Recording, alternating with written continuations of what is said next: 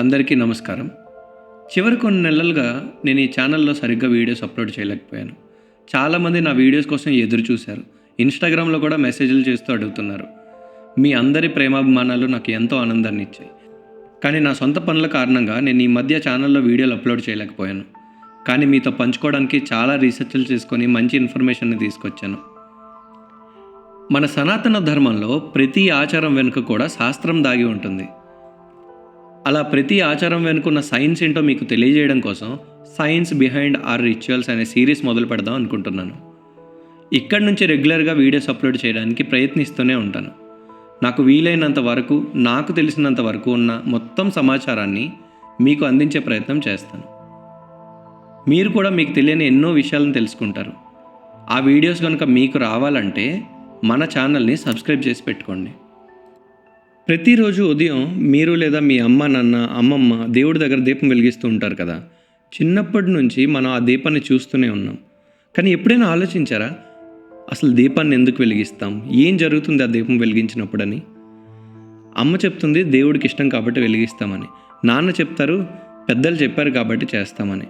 కానీ నేను ఈరోజు మీకు చెప్పబోయేది మన పూర్వీకులు ఆ దీపంలో ఎంత గొప్ప శాస్త్రాన్ని దాచిపెట్టారో చెప్తాను. ఈరోజు సైన్స్ బిహైండ్ ఆర్ రిచువల్స్లో మొదటి ఎపిసోడ్ ఏంటంటే, మన ఇంట్లో కానీ దేవాలయాల్లో కానీ దీపం ఎందుకు వెలిగిస్తాం. నేను మీతో ఈరోజు మాట్లాడబోయేది కేవలం ఒక దీపం గురించి. కానీ ఆ ఒక్క దీపంలో వేల సంవత్సరాల జ్ఞానం నిక్షిప్తమై ఉంది. మన ఇళ్లలో ప్రతిరోజు ఉదయం సూర్యోదయానికి ముందు, సాయంత్రం సూర్యాస్తమయం సమయంలో దీపం వెలిగిస్తాం. ఇది మన నిత్య జీవితంలో అంతర్భాగం అయిపోయింది. కానీ ఎప్పుడైనా ఆలోచించారా, ఈ సంప్రదాయం ఎక్కడి నుంచి వచ్చింది, దీని వెనుకున్న శాస్త్రం ఏమిటి, మన ఋషులు ఈ ఆచారాన్ని ఎందుకు నిర్దేశించారు? ఈరోజు మనం ఈ ప్రశ్నలన్నింటికీ సమాధానం తెలుసుకుందాం. వేదశాస్త్రం, ఆయుర్వేదం, ఆధునిక రసాయన శాస్త్రం, నర విజ్ఞానం అన్నిటి కోణాల్లో కూడా దీపం యొక్క మహత్తును అర్థం చేసుకుందాం. విజ్ఞానం, వైద్యం, మనస్తత్వ శాస్త్రం, వాయు పరిశుద్ధి అన్నీ ఒకే ఒక్క దీపంలో ఉన్నాయి. ఇవాళ మనం దీపం వెనుకున్న సంపూర్ణ శాస్త్రాన్ని అర్థం చేసుకుందాం. మీరందరూ వినే ఉంటారు, తమసోమ జ్యోతిర్గమయ అని. బృహదారణ్యకోపనిషత్తులో చెప్పిన ఈ వాక్యం మన సంస్కృతి యొక్క మూల సూత్రం. దీని అర్థం ఏంటంటే, చీకటి నుండి వెలుతురు వైపు నన్ను నడిపించు అని. దీపం వెలిగించడం అంటే కేవలం అగ్గి పెట్టడం కాదు, అది అజ్ఞానమనే చీకటిని తొలగించి జ్ఞానమనే వెలుతురిని ఆవాహన చేయడం. అసలు ఈ దీపం పెట్టే ఆచరణ ఎప్పుడు మొదలైంది, దాని వైదిక మూలాలేంటి, పురాణ ప్రమాణాలేంటి, మొత్తం తెలుసుకుందాం. మన వైదిక సంస్కృతిలో అగ్ని అనేది దేవతా స్వరూపం. ఋగ్వేదంలో మొట్టమొదటి మంత్రమే అగ్నిని స్తుతించడంతో ప్రారంభమవుతుంది. అగ్నిమీలే పురోహితం యజ్ఞస్య దేవమృత్యుజం హోతారం రత్నదాతమం. దీనికి అర్థం ఏంటంటే, యజ్ఞ పురోహితుడైన ఋత్విజుడైన రత్నములనిచ్చే అగ్నిదేవుడిని స్తుతిస్తున్నాను అని అర్థం. అగ్నిని మనం ప్రతిరోజు మన ఇంట్లో దీపం రూపంలో ప్రతిష్ఠిస్తుంటాం. ఇందులో గృహాగ్ని, దక్షిణాగ్ని, ఆవాహన అగ్ని అనే 3 అగ్నులు ప్రతి గృహస్థుని జీవితంలో ముఖ్య భాగం అని వేదాలు చెప్తున్నాయి. ఇందులో గృహాగ్ని అనేది ఇంట్లో నిరంతరం వెలిగే అగ్ని. ఇదే మనం దేవుడి దగ్గర వెలిగించే నిత్య దీపంగా ఇప్పుడు పరిణమించింది. కఠోపనిషత్తులో యమధర్మరాజు నచికేతుడికి చెప్పిన మాటల్లో జ్యోతి యొక్క తత్వం స్పష్టంగా వివరించబడుతుంది. ఆత్మ అనేది ప్రతి జీవిలో ఉన్న జ్యోతి. దీపం వెలిగించడం ద్వారా మనం ఆ ఆత్మజ్యోతిని స్మరిస్తాం. స్కందపురాణంలో చెప్పినట్టు, దీపదానం మహాపుణ్యం పాపనాశకరం పరం జ్ఞానదం మోక్షదం చైవ దీపదానం ప్రకీర్తితం. దీనికి అర్థం ఏంటంటే, దీపం వెలిగించడమే గొప్ప పుణ్యకార్యమని. చీకట్లో ఉన్న వ్యక్తికి వెలుతురు ఇవ్వడం, జ్ఞానంలో ఉన్న వారికి జ్ఞానం ఇవ్వడం రెండూ ఒక్కటే. దీపం అనేది కేవలం శారీరక వెలుతురు కాదు, ఆత్మీయ వెలుతురు కూడా. అగ్నిపురాణం, మత్స్యపురాణం, పద్మపురాణం అన్నింట్లోనూ దీపారాధన యొక్క ఫలశ్రుతి వివరించబడింది. కేవలం మతపరమైన ఫలితాలు మాత్రమే కాదు, ఆరోగ్యం, సంపద, మానసిక శాంతి ఇవన్నీ దీపారాధన వల్ల కలుగుతాయని ఈ గ్రంథాలు చెప్తున్నాయి. మరి దేవతలకు ఈ దీపాలు ఎందుకు అంత ప్రత్యేకమైనవి? మన సంప్రదాయంలో ఒక్కో దేవతకు ఒక్కో రకమైన దీపం నిర్దేశించబడింది. ఇది కేవలం ఆగమశాస్త్రపరమైన నిర్ణయం మాత్రమే కాదు, దీని వెనుక శాస్త్రీయ కారణాలు కూడా ఉన్నాయి. ఉదాహరణకి లక్ష్మీదేవికి నెయ్యి దీపం చాలా ఇష్టం, శివుడికి నువ్వుల నూనె, విష్ణువుకు తులసి నూనె లేదా నెయ్యి, సూర్యభగవానుడికి కుసుమతైల దీపం, దుర్గాదేవికి నువ్వుల నూనె లేదా నెయ్యి దీపాలు ఇష్టం. ఇవి కేవలం వెలుతురునిచ్చే దీపాలు మాత్రమే కాదు, ఇందులో ఔషధ రసాయన శాస్త్రం కూడా ఉంది. ప్రతి నూనె వేర్వేరు కెమికల్ కాంపౌండ్స్ విడుదల చేస్తుంది. ఆ కాంపౌండ్స్ వేరే వేరే రకాల వాయుని శుద్ధి చేస్తాయి. ఇంకా డీప్గా వెళ్తే దీపాలకి వాడే తైలాలే కాకుండా దీపాలకి వాడే పాత్ర తాలూకు ఆకారాలు, పాత్రకు వాడే లోహాలు ఇవన్నీ ఇంపార్టెంట్. ఆగమశాస్త్రంలో దీపం ఆకారం కూడా నిర్దిష్టంగా చెప్పబడింది. పంచముఖ దీపం అని, త్రిముఖ ద్వీపం అని, ఏకముఖ ద్వీపం అని ఇవన్నీ వేరువేరు పూజలకు, వేరువేరు దేవతలకు నిర్దేశించబడ్డాయి. పంచభూతాలకు ప్రతీకగా పంచముఖ ద్వీపం అత్యంత శుభప్రదమైంది. దీపాలకు రాగి పాత్రలను ఉపయోగించాలని ఆగమశాస్త్రం స్పష్టంగా నిర్దేశించింది. దీని వెనుక అద్భుతమైన సైన్స్ ఉంది. రాగి అనేది ప్రకృతిలో అత్యంత శక్తివంతమైన యాంటీ మైక్రోబియల్ మెటల్. రాగి పాత్రలో మనం దీపం పెడితే ఉష్ణోగ్రత పెరిగినప్పుడు రాగి నుంచి క్యూప్రిక్ అయాన్స్ విడుదలవుతాయి. ఇవి బ్యాక్టీరియా, వైరస్, ఫంగి అన్నిటిని నాశనం చేస్తాయి. ప్రపంచ ఆరోగ్య సంస్థ అయిన WHO నివేదిక ప్రకారం రాగి పాత్రలపైన MRSA వంటి డేంజరస్ బ్యాక్టీరియాలు కూడా కేవలం 2 గంటల్లోనే నాశనం అవుతాయని చెప్పారు. ఉష్ణోగ్రత పెరిగినప్పుడు ఈ ప్రక్రియ మరింత వేగంగా జరుగుతుందని చెప్పారు. అలాగే బంగారం, వెండి, రాగి, ఇనుము, తగరంతో చేసిన పంచలోహ పాత్రలతో దీపాలు కూడా అత్యంత శ్రేష్టమైనవి. ప్రతి లోహం వేరువేరు అయాన్స్ని విడుదల చేస్తుంది. ఇవి కలిసి వాతావరణంలో ఒక శక్తివంతమైన ప్యూరిఫికేషన్ ఫీల్డ్ని తయారు చేస్తాయి. ఆధునిక విజ్ఞానం దీన్ని ఒలిగోడైనమిక్ ఎఫెక్ట్ అంటుంది. అంటే అతి సూక్ష్మమైన పరిమాణాలున్న లోహాలు సూక్ష్మ క్రిములను నాశనం చేస్తాయని అర్థం. మరి దీపాల్లో ఏ నూనె ఎందుకు వాడతారో తెలుసా? మన సాంప్రదాయంలో అన్ని దీపాలు ఒకేలా ఉండవు. ఏ సందర్భంలో ఏ దీపం వెలిగించాలో మన పూర్వీకులు నిర్దిష్టంగా చెప్పారు. అందులో గొప్ప శాస్త్రీయ కారణాలు ఉన్నాయి. అన్నిటికన్నా మొదటిది గోఘృతం, అంటే ఆవు నెయ్యి. ఆవు నెయ్యితో వెలిగించే దీపం చాలా శ్రేష్టమైనది. ఎందుకంటే గోఘృతం మండినప్పుడు వాతావరణంలో ఆక్సిజన్ పరిమాణం పెరుగుతుంది. దీనివల్ల గది గాలి మరింత స్వచ్ఛంగా అవుతుంది. ఆవు నెయ్యి అనేది లెక్కలేనన్ని ఔషధ గుణాలు కలిగి ఉంటుంది. శ్రేయస్కరమైన హోమాల్లో, నిత్యదీపంలో నెయ్యి మాత్రమే వాడాలని శాస్త్రాలు ఎప్పుడో చెప్పాయి. సైన్స్ ప్రకారం కూడా నెయ్యిలో butyric acid, omega 3 fatty acids, conjugated linoleic acid మరియు fat soluble vitamins like A, D ఇంకా K ఉంటాయి. మండినప్పుడు వీటి థర్మల్ డీకంపోజిషన్ వల్ల వాతావరణంలో ప్రొపలిన్ గ్లైకోల్ వెలువడుతుంది. ఇది యాంటీసెప్టిక్ మరియు యాంటీవైరల్ గుణాలు కలిగి ఉంటుంది. 2017లో IIT గాంధీనగర్లో చేసిన పరిశోధన బట్టి నెయ్యి దీపం వెలిగించిన గదిలో ఎయిర్బోర్న్ ప్యాథోజెనిక్ బ్యాక్టీరియా 92% వరకు తగ్గిందని నిరూపించారు. రెండవది నువ్వుల నూనె. దీన్ని తిలతైలం అని కూడా అంటారు. శనివారాలు నువ్వుల నూనెతో దీపాలు వెలిగిస్తూ ఉంటారు. శనిగ్రహ ప్రభావాన్ని తగ్గించడానికి ఇది ఉపయోగపడుతుందని చాలా నమ్మకం. నువ్వుల నూనెలో ఎన్నో ఔషధ గుణాలు ఉంటాయి. అందుకే ఆయుర్వేదంలో తైలరాజు అని పిలువబడుతుంది. ఇందులో సెసమిన్, సెసమోలిన్, సెసమోల్ అనే యాంటీ ఆక్సిడెంట్స్ ఉంటాయి. లిగ్నాన్స్ అనే కాంపౌండ్స్ కూడా ఉంటాయి. ఇవి క్యాన్సర్ ఫైటింగ్ ప్రాపర్టీస్ కలిగి ఉంటాయి. నువ్వుల నూనెలో ఫైటోస్టెరాల్స్ ఉంటాయి. ఇవి మనలోని కొలెస్ట్రాల్ని తగ్గిస్తాయి. నువ్వుల నూనె దీపం మండినప్పుడు వీటి వాసన దోమల్ని, కీటకాల్ని దూరంగా ఉంచుతుంది. మూడవది కొబ్బరి నూనె దీపం. దక్షిణ భారతదేశంలో కొబ్బరి నూనె దీపాలు ఎక్కువగా వాడతాం. కొబ్బరి నూనెలో లారిక్ యాసిడ్ ఉంటుంది. ఇది యాంటీ మైక్రోబియల్ గుణాలు కలిగి ఉంటుంది. నాలుగవది కర్పూర ద్వీపం. కర్పూరం మండినప్పుడు చాలా వేగంగా మండి ఎటువంటి అవశేషాలు వదలకుండా మండిపోతుంది. ఇది నిరహంకార సాధనకు ప్రతీక. అంటే నేను అన్న భావన పూర్తిగా పోయి దేవుని దగ్గర లీనమవ్వడం. క్యాంఫర్ లేదా కర్పూరం మండినప్పుడు వెలువడే ధూమం శ్వాసనాళాలను విస్తరిస్తుంది, మ్యూకస్ను తొలగిస్తుంది. ఇదొక నేచురల్ డిస్కంజెస్టెంట్. అందుకే మన పూర్వీకులు జలుబు వచ్చినప్పుడు కర్పూరం వాసన చూసేవాళ్ళు. మీరు సరిగ్గా పరిశీలిస్తే విక్స్ లాంటి జలుబు మందుల్లో కూడా కర్పూరం అనేది ప్రధాన పదార్థం. దీన్ని మన పూర్వీకులు వేల సంవత్సరాల ముందే ఆవిష్కరించి ఆరాధనలో ఉపయోగించారు.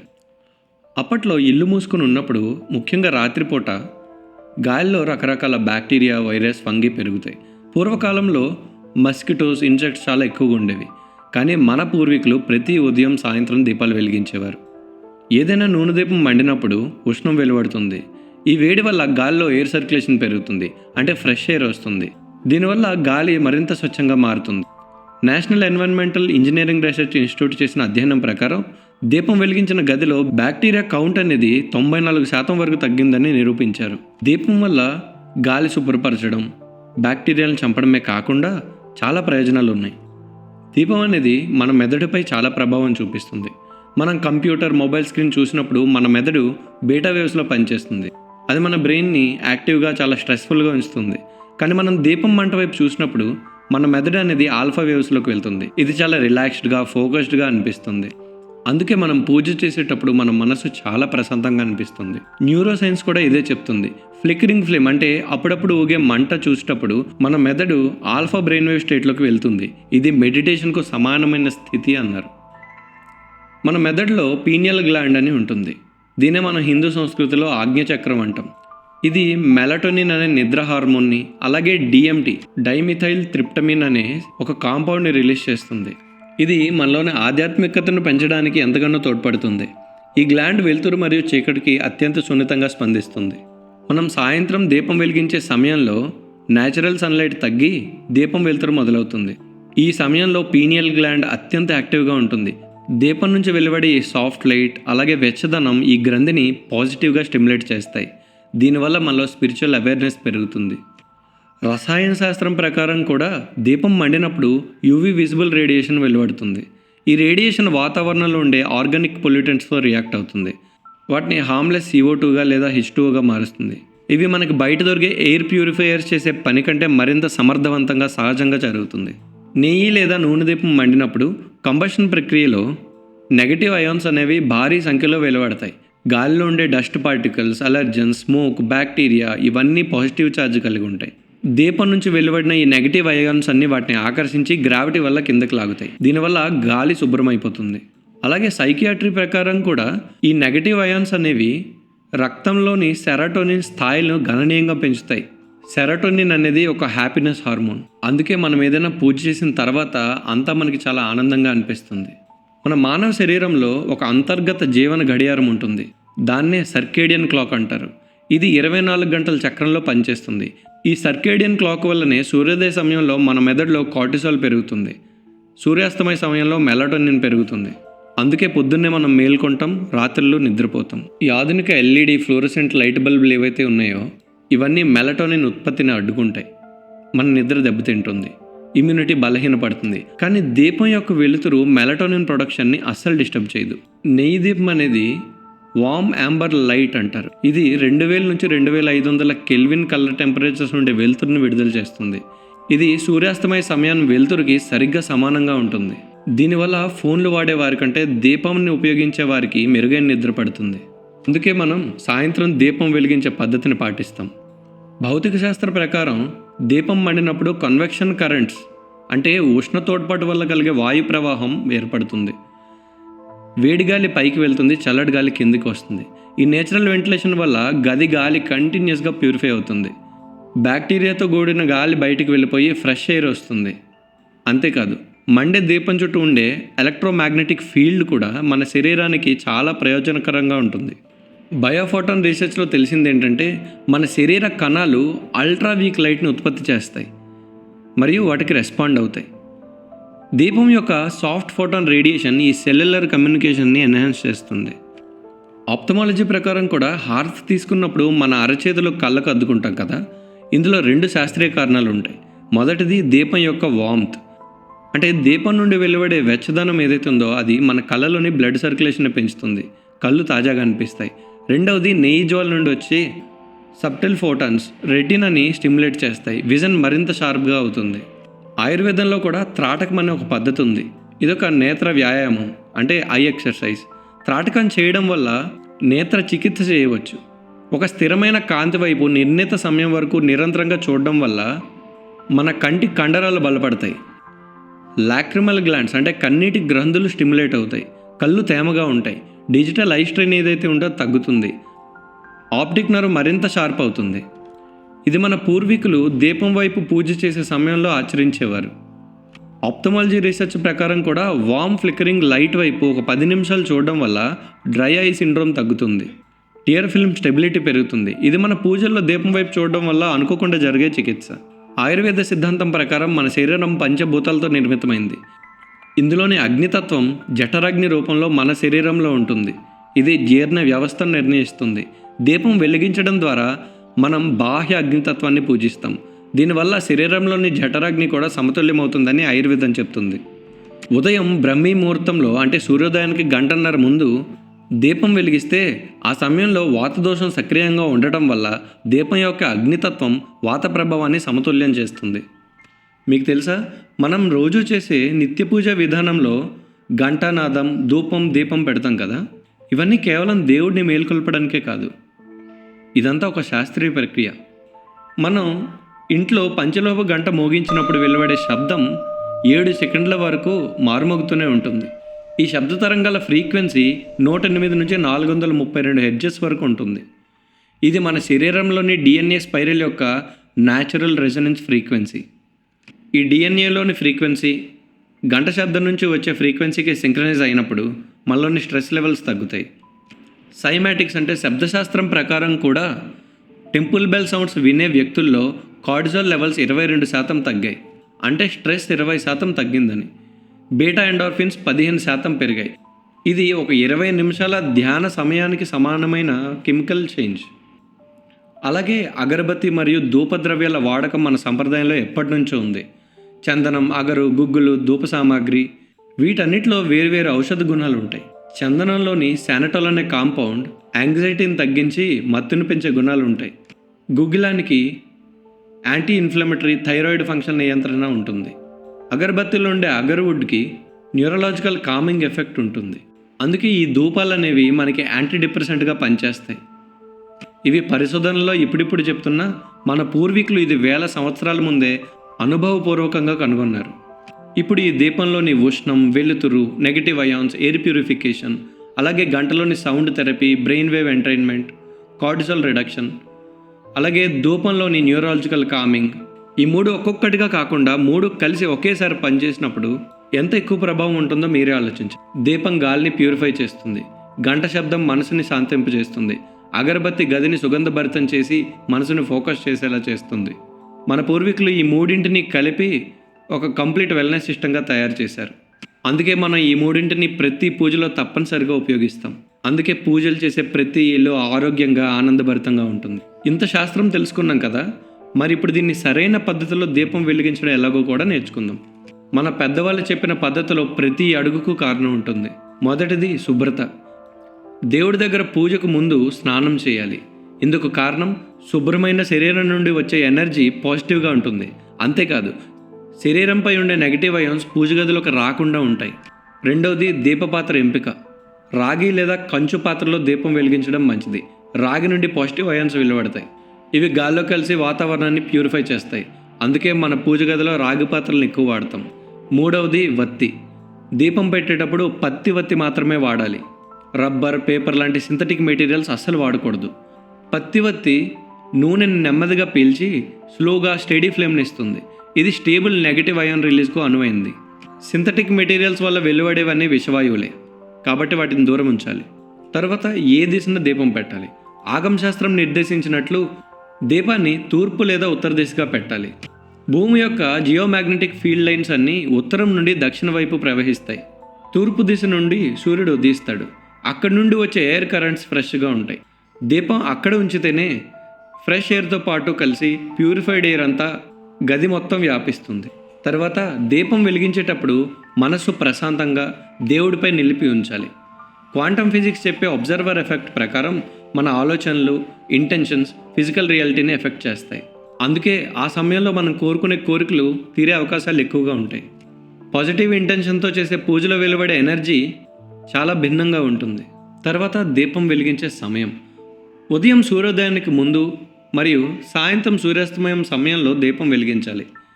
ఈ సమయంలో వాతావరణంలోని స్పెసిఫిక్ మ్యాగ్నెటిక్ ఫ్లక్చుయేషన్స్ ఉంటాయి. మన పీనియల్ గ్లాండ్ ఈ సమయంలో అత్యంత యాక్టివ్గా ఉంటుంది. ఆ సమయంలో దీపం వెలిగించడం వల్ల అన్ని కారకాలు కలిసి maximum spiritual and physical benefits కలిగిస్తాయి. అలాగే మనం దీపాన్ని నోటితో ఆర్పకూడదని మన పెద్దలు చెప్తారు. దీనికి సూటిగా శాస్త్రీయ కారణం ఉంది. ఊదినప్పుడు మన నోటి నుండి వెలువడే కార్బన్ డైఆక్సైడ్, మాయిశ్చర్, బ్యాక్టీరియా అన్నీ అగ్నిపై పడతాయి. ఇది పవిత్రత దెబ్బతినడమే కాకుండా గాల్లో వ్యాపించే బ్యాక్టీరియా కూడా ఎక్కువ అవుతుంది. అందుకే చేత్తో లేదా విసనకరతో ఆపమంటారు. చివరిగా హారతి దీపాన్ని అరచేతులతో అందుకొని కళ్ళకు అద్దుకోవడంలో థెర్మోథెరపీ అనే చికిత్స ఉంటుంది. ఇది మన కళ్ళల్లోని బ్లడ్ సర్క్యులేషన్ పెంచుతుంది. చూసారా ఒక దీపం వెలిగించడం వల్ల ఎన్ని లాభాలు. ఇవాళ మనం ఒక దీపం గురించి మాట్లాడినట్టు కనిపిస్తుంది, కానీ నిజానికి మనం మన పూర్వీకుల అసాధారణ జ్ఞానం గురించి మాట్లాడాం. వేదశాస్త్రం, ఆయుర్వేదం, neuro science, quantum physics, acoustic science, organic chemistry ఇవన్నీ ఒకే నిజాన్ని చెప్తున్నాయి. మన ఋషులు వేల సంవత్సరాల అనుభవం, తపస్సు, పరిశీలన ద్వారా ఈ జ్ఞానాన్ని సంపాదించి ఆచారం రూపంలో మనకు అందించారు. ఇప్పుడు ఆ ఆచారాన్ని పాత పద్ధతి అని, అర్థం లేనిది అని అనేవారికి మనం స్పష్టంగా చెప్పగలం, ఇది వేల సంవత్సరాల సైంటిఫిక్ రీసెర్చ్. ఇది మనం ఎంతగానో గర్వపడాల్సిన విషయం. దీన్ని రక్షించుకోవడం మన బాధ్యత. యాదేవి సర్వభూతేషు జ్ఞానరూపేణ సంస్థిత సమస్తస్య సమస్తస్య సమస్తస్య నమో నమః. అంటే సర్వభూతాలలో జ్ఞాన రూపంలో వెలిచి ఉన్న దేవికి నమస్కారం అని. తర్వాత ఎపిసోడ్లో మరింత మంచి టాపిక్తో కలుద్దాం. ఈ వీడియో మీకు నచ్చితే, మీకు ఏదైనా మంచి ఇన్ఫర్మేషన్ తెలిసిందనిపిస్తే ఒకే ఒక లైక్ కొట్టండి. మీకు ఈ టాపిక్ పైన కానీ మరే ఇతర టాపిక్ల పైన కానీ సందేహాలు ఉంటే కామెంట్ సెక్షన్లో అడగండి. నేను తప్పకుండా చెప్పే ప్రయత్నం చేస్తాను. నేను తర్వాత చెప్పబోయే సైన్స్ బిహైండ్ రిచువల్స్ టాపిక్ మీకు రావాలంటే సబ్స్క్రైబ్ బటన్ని నొక్కి పెట్టుకోండి. మన చరిత్ర, మన సంస్కృతిని మనం నిలబెట్టుకుందాం, మన రాబోయే తరాలకు అందిద్దాం. జై సనాతన ధర్మం, జై శ్రీరామ్.